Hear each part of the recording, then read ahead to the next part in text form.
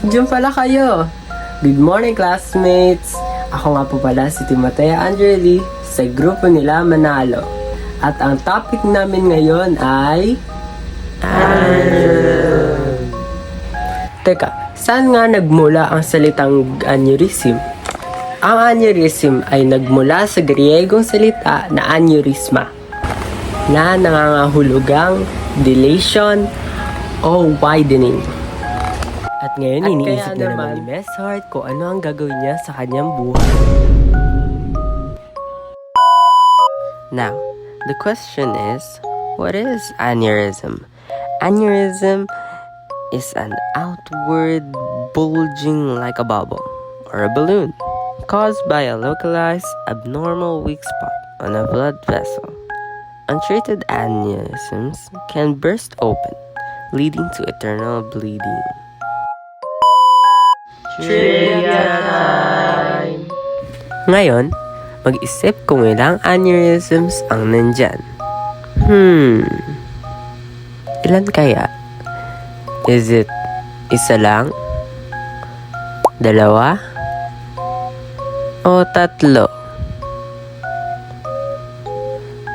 Answer in 5 seconds.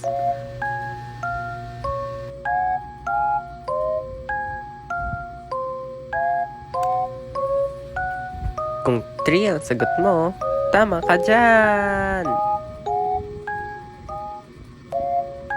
Eksena ka? There are 3 types of aneurysms. The thoracic aneurysm, the cerebral aneurysm, and the popliteal artery aneurysm. Let's discuss them one by one.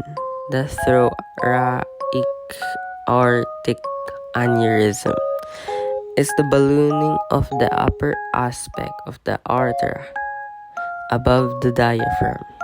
Cerebral aneurysm, a localized dilation of ballooning of a blood vessel in the brain due to a weakness in the vessel wall.